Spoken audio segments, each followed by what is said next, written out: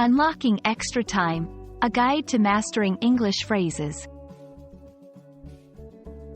Hello everyone, and welcome to our English language learning series. Today, we're going to unravel the meaning behind the phrase, extra time, and how it's used in various contexts.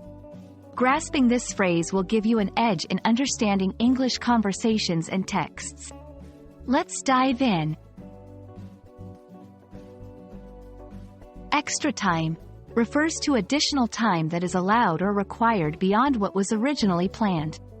It's a term that's commonly used in several settings.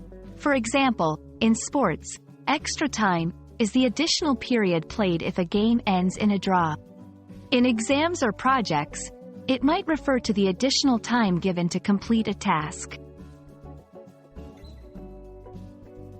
In everyday life, we often use extra time in daily conversation to express the need for a little longer to finish a task or to indicate that something is taking more time than expected.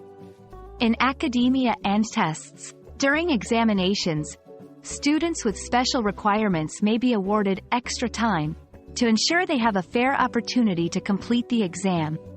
In the workplace, in professional settings, a project might require extra time due to unforeseen complexities, and teams need to adjust their deadlines accordingly. To help you understand how to use extra time in a sentence, let's look at a few examples. The team worked through the night to take advantage of the extra time they had been given. Due to the tie score, the match went into extra time.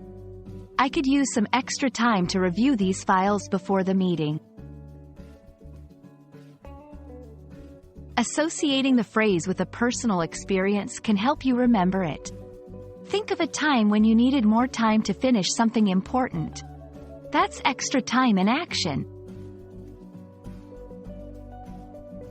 Thank you for watching. We hope this explanation helps you understand and use the phrase, extra time, confidently in your conversations and writing. Remember, practicing these phrases in context is key to mastering them. Until next time, keep learning and keep practicing.